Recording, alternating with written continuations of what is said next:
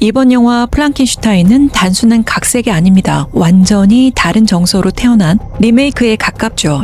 일단 크게 보면 원작의 빅터와 델토로 감독의 빅터, 둘 다 신이 되고 싶어 했던 인간입니다. 하지만 델토로는 여기서 아버지와의 결핍을 더합니다. 그는 빅터가 왜 그렇게밖에 될 수 없었는지 세밀하게 표현했어요. 원작의 피조물은 인간이 되기보다 복수를 위해 사탄이 되었습니다. 기에르모 감독의 피조물은 사랑과 용서, 희망을 상징합니다. 세상에 버려졌지만 여전히 선함을 잃지 않는 존재, 눈먼 노인과 엘리자베스의 따뜻함을 기억하고 결국 창조주를 용서하죠. 원작이 인간의 오만과 신의 영역을 넘보는 창조자의 비극에 초점을 맞췄다면 이번 영화는 방향이 전혀 다릅니다. 기에르모는 이 작품을 통해 괴물이 아닌 인간의 이야기를 다시 써내려갔습니다. 즉, 이 영화의 중심은 빅터가 아니라 피조물 이야기죠. 제목은 프랑켄슈타인이지만 사실 그 프랑켄슈타인은 빅터 프랑켄슈타인을 말하는 게 아니라 그가 마지막에 아들로 인정한 피조물 프랑켄슈타인을 말하는 것 같아요. 줄거리와 배경의 변화도 있습니다. 19세기 초가 아닌 1850년대 크림 전쟁의 시기로 옮겨졌고 전쟁터에서 가져온 시체로 만들어진 괴물은 수많은 조각들로 이루어졌지만 기형적이지 않고 완벽한 비율로 표현됩니다. 추함 속에서도 아름다움을 만들어내려는 델토로의 미학이 그대로 드러납니다. 가장 눈에 띄는 차이는 바로 괴물의 성격입니다. 원작 속 괴물은 복수심에 불타 빅터의 동생, 친구, 약혼자를 차례대로 살해하죠. 하지만 영화의 괴물은 다릅니다. 그는 살인을 지닌 존재가 아니라 세상에 버려진 순수한 영혼이에요. 누군가 자신을 공격할 때만 방어적으로 폭력을 사용하면서 분노보다는 슬픔이 앞서는 존재로 그려집니다. 불사에 가까운 재생 능력을 가지면서 죽지 못하는 고통을 그대로 표현합니다. 인물 설정에도 차이가 있습니다. 원작에서는 엘리자베스가 빅터의 사촌이고요. 둘이 약혼 관계입니다. 그리고 윌리엄은 5살로 나오고요. 엘리자베스의 삼촌으로 나오는 하인리도 원작에서는 등장하지 않습니다. 원작 속의 빅터의 부모는 따뜻하고 헌신적인 인물이었습니다. 어머니는 성홍열에 걸린 엘리자베스를 간호하다가 돌아가셨고요. 아버지는 아들을 늘 사랑으로 대했죠. 행복한 가정이었기에 빅터의 몰락은 순수한 탐구심에서 비롯된 비극이었습니다. 하지만 이번 영화에서의 빅터의 아버지는 냉정한 인물로 바뀝니다. 빅터가 창조의 욕망에 사로잡히게 된 이유가 바로 사랑이 없는 아버지와 어머니의 죽음 때문이었죠. 이 설정은 결국 창조주와 피조물의 관계를 아버지와 아들의 관계로 재해석하기 위한 장치입니다.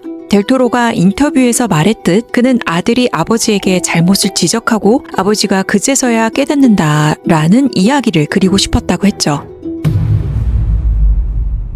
원작에서는 피조물이 복수 끝에 북극으로 사라지며 죽음을 택합니다. 하지만 델토로의 프랑켄슈타인은 그의 죽음을 용서의 장면으로 바꿉니다. 빅터가 마지막에 피조물에게 용서해다오 내 아들아 라고 말하죠. 그 말 한마디로 창조주는 아버지가 되고 괴물은 아들로 인정을 받습니다. 피조물은 더 이상 괴물이 아닙니다. 그는 인간으로서 그리고 사랑받을 자격이 있는 존재로서 완성됩니다.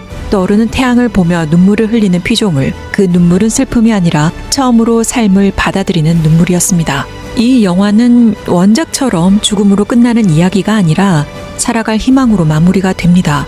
그것이 기에르모 델토로가 전하고자 한 진짜 결말이었죠. 그러나 어떻게 갑자기 한순간에 용서를 할 수 있었을까? 이런 생각이 들지 않으셨을까요? 아마 피조물은 이미 빅터가 진정으로 사과한다면 용서할 생각이 있었던 것 같습니다. 그가 만났던 눈먼 노인이 이렇게 말했죠. 용서하고 잊어라. 그 말이 마음속에 남아있었던 것 같습니다. 그래서 영화의 마지막 빅터가 진심 어린 사과와 항배의 손을 내밀었을 때 피조물은 그 손을 거부하지 않았죠. 그 슬프고 벅찬 기분, 영화를 보는 내내 이런 감정이 계속 들었는데요. 그 이유는 뭘까요? 프랑켄슈타인은 결국 창조주가 된 인간의 죄를 다룬 이야기입니다. 비극으로 끝나야만 메시지가 완성되는 서사죠.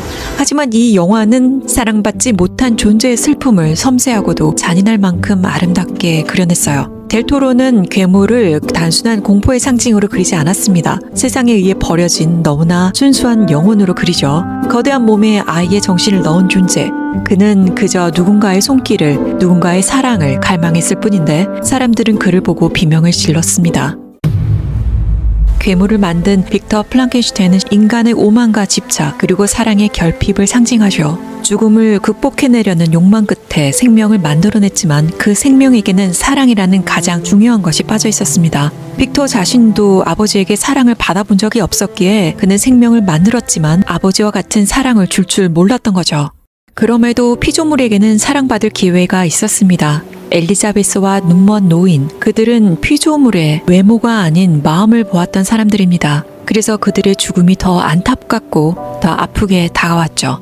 결국 괴물도 빅터도 모두 외로움의 희생자예요. 사랑을 몰랐기에 사랑을 만들려다 사랑을 잃어버린 존재들. 그래서 우리는 이 영화를 단순한 괴물 이야기로 볼 수 없습니다. 그 안의 슬픔은 결국 인간의 마음 깊은 곳에 있는 외로움과 닮아 있거든요. 그래서 이 영화를 보는 내내 마음이 아프고 슬펐던 것 같습니다.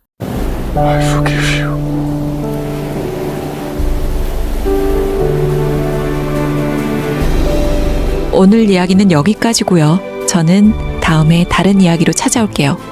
오늘 이야기가 좋으셨다면 구독, 좋아요, 알림 설정 부탁드릴게요. 지금까지 스토리담이었습니다.